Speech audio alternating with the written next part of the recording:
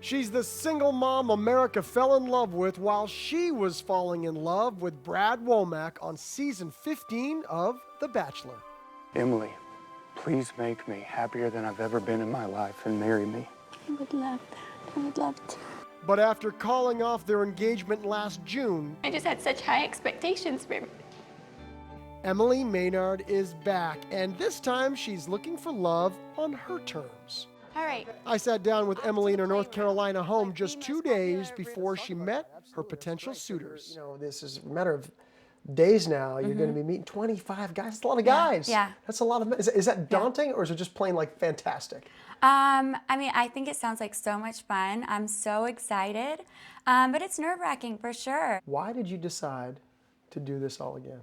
I always said I would never do it, but when I sat and thought about it, all the reasons that I wouldn't do it were based on fears. I think it just wasn't in a place where I even wanted to think about going out on a date, much less a whole lot of dates. And also just I'm a mom, and I didn't want to leave Ricky again.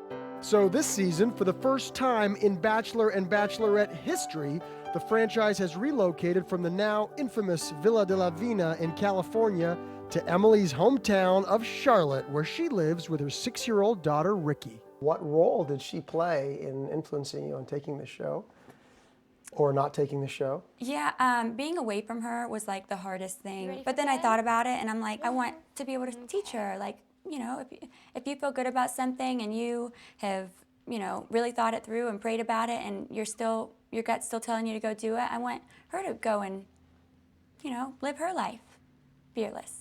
Ricky even gave me an exclusive tour of her treehouse. Okay.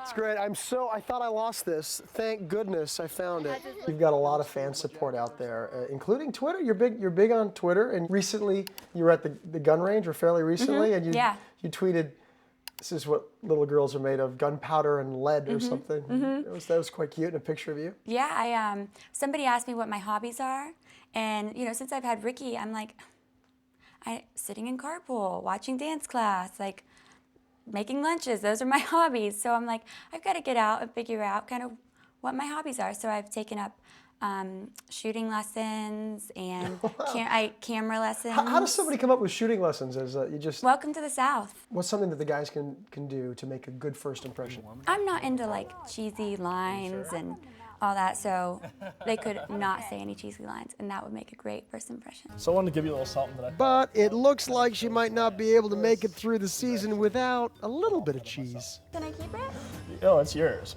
Really? And got one of you as well. What will define this season as a success for you? I think ultimately just figuring out kind of about yourself, and it teaches you so much more beyond the relationship. If I leave with a smile, and if I leave with a boyfriend or a fiance, even better.